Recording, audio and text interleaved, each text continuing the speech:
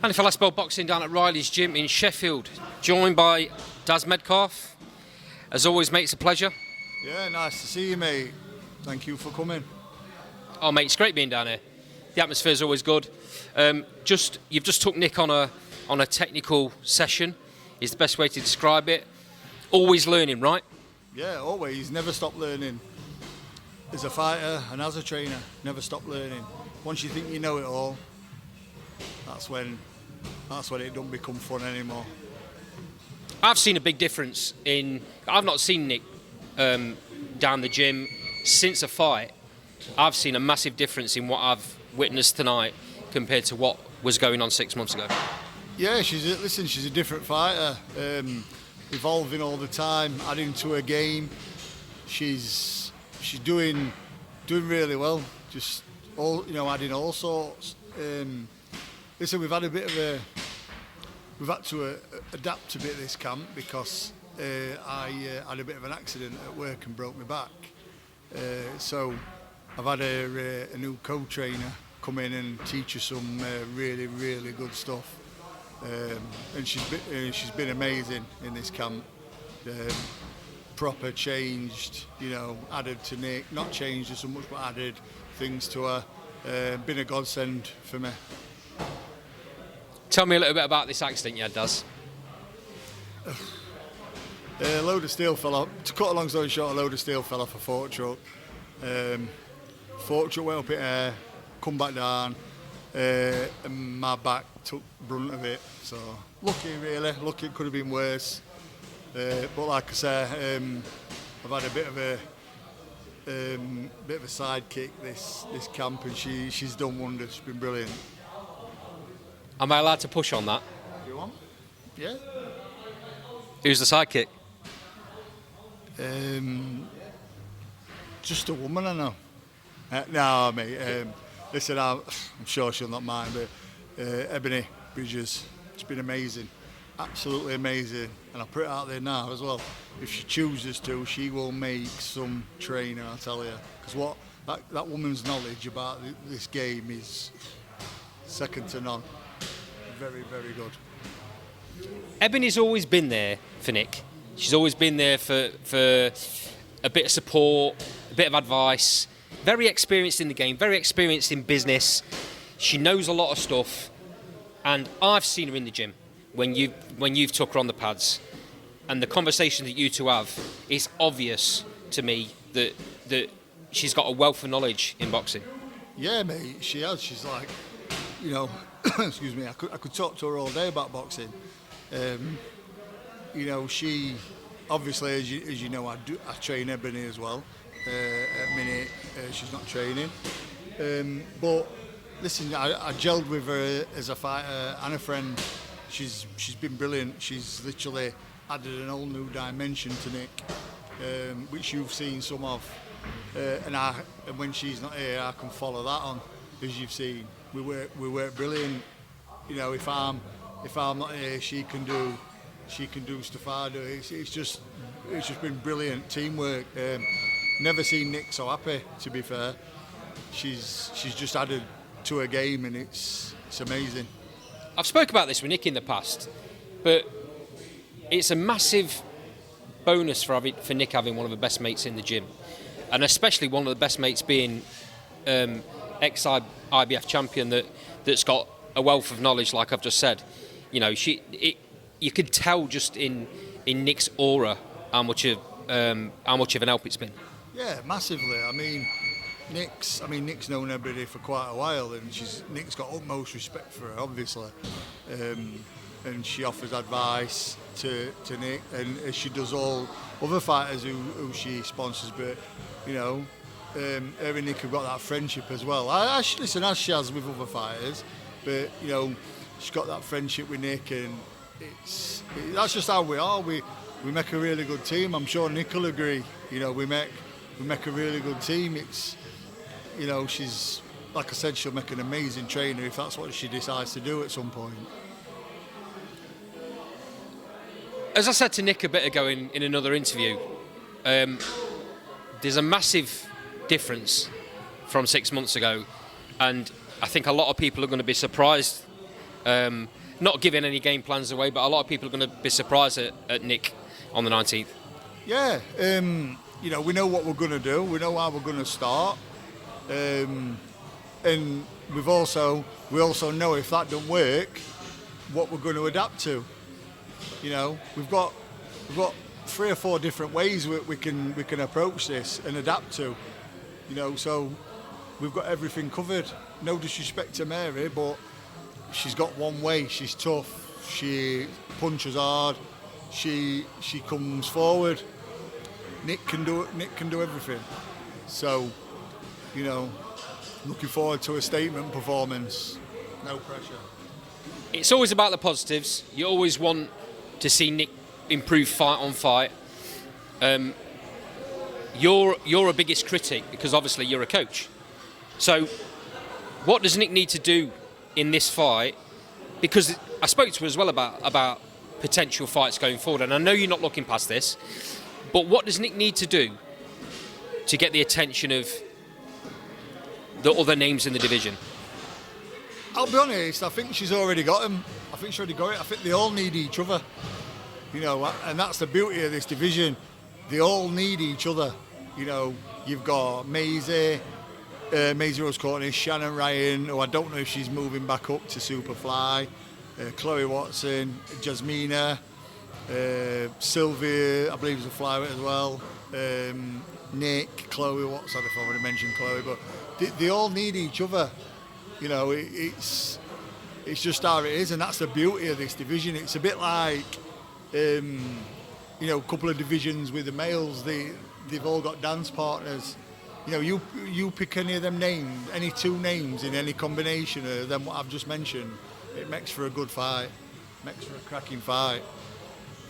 It staggers me, mate, that big promoters in the UK have not realised what this division's all about. There can be 4 or 5 round-robin fights made. Mate, honestly, you could actually make a flyweight tournament. Do you know what I mean? It's crazy.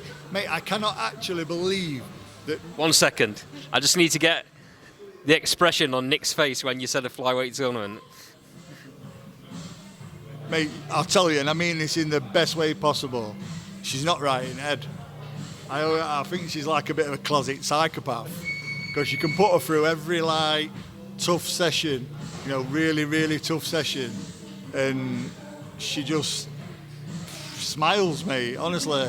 Listen, I've seen her get hit with bombs. I mean, when she fought Emma Dolan, she got hit with a bomb and come back and I says, "You alright?" She went, "Yeah." You know, not wired up, honestly.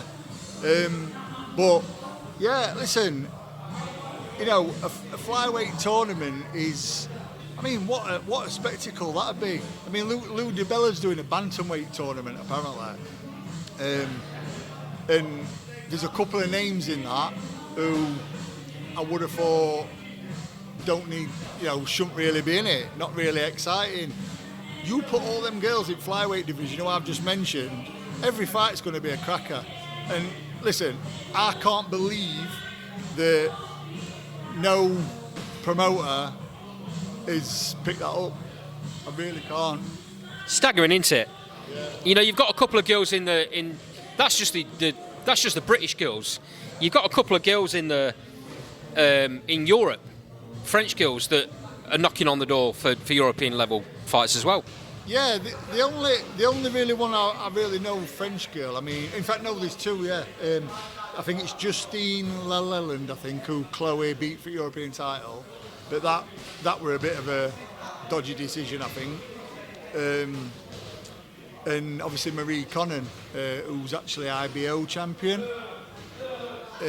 So yeah, listen, mate, it's a stacked division. I think you've got Crystal Rosado from America, who's under Amanda Serrano. She's an Olympian. You've got her. Mate, honestly, it's a massive division. It's a stacked division as well with talent. You know, and obviously after listen, Maisie Rose, after Maisie lost, can't write her off. She'll be back. You know, and same with Shannon Ryan. Shannon will be back. You know, and everyone is, any combination of them will make for a cracking fight. And like I said, I can't believe that a promoter hasn't picked that up. You know, this is, every one of them fights doesn't need rubbish talk. doesn't need it. Do you know what I mean? But it just baffles me, mate, why people don't want to put them sort of fights on. Baffles me why people don't want to be putting female fights on at the minute. We've spoke about this on our show a number of times, but I don't get it, Daz. You look at these 2-minute rounds, they're the most exciting fights in boxing. Yeah, and listen, I like the fact that most, 95% of women's fights, there's no silly talk. There's respect before it and there's respect after it. And usually that's respect before an absolute barnstormer of a fight. Listen, we saw a fight over there, and this is not just to pick out any single fight, but we saw a fight over there between two girls, Tycee Gallagher and Tori Willis. And there was that much rubbish talk beforehand. It was like, it was very, Tycee put her head into Tori at the weigh-in. It was just nonsense. And the fight, listen, at the end of the day, mate, if you could bottle that fight, you can use that as a sleeping aid. Do you know what I mean? It's like, come on. Do you know what I mean? If you're gonna talk the talk, live up to it. You know what I mean? But to me, you're setting yourself, and this is the men as well, not just the women. If you're going to talk rubbish before a fight, you better be able to fight when you get in that ring. Because if you can't, you're going to look a fool. You're going to look stupid. You know what I mean? That's why I've got utmost respect for Nick. I've got utmost respect for Ebony. Because none of them talk rubbish before a fight. They deal with it in the ring, and it's done. Obviously, Ebony's taking a bit of time out. Just moving on to her division for a minute. Quite a bit's going off. 3 champions out of the 4 belts. There's a very good possibility that they might switch around in the next few fights. How do you see the bantamweight division panning out in the next year? Listen, there's some cracking fights to be made in it. You can have Nina, Mayo, Shiretta Metcalf, Shanika Johnson. There's quite a few. Shannon Courtney, cheers for that, mate. Andy's actually holding a paper up. I should know this. There's some brilliant fights. Dina Torsland, obviously. But all I'll say, and listen, I'll stand by this. Enjoy them belts, girls, because when a certain woman comes back next year, we're going to be changing hands.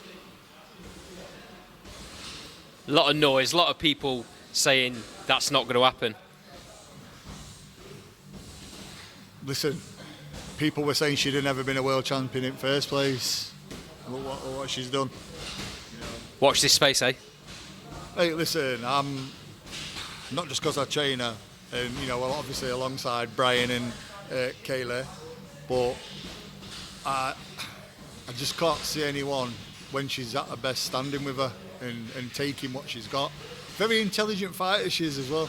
Very intelligent. You don't spend time in Mexico with likes of Baby Juarez and all that and not be able to fight. Same in Philly. And everything, and she's a sponge. She takes everything in, and she's unreal. And do you know what? It's not rocket science. She doesn't need teaching how to fight. She just needs reminding who she is sometimes. That's all. And listen, I'll put my neck on line, and if I'm wrong, I'm wrong, but I'm very rarely wrong. Tongue in cheek. But no, I'll put my neck on line, and I'll tell you now, she will beat them all. She will beat every one of them. Daz, as always, an absolute pleasure. Thanks to you, thanks to Rob for having us down at the gym again. I always love coming up here. It's a shame it's every 6 months. Yeah, mate, listen, you're welcome anytime. Welcome anytime. Door's always open, mate. Door's always open for that time. Much appreciated. I'll speak to you soon, mate. In fact, I'll see you on Thursday.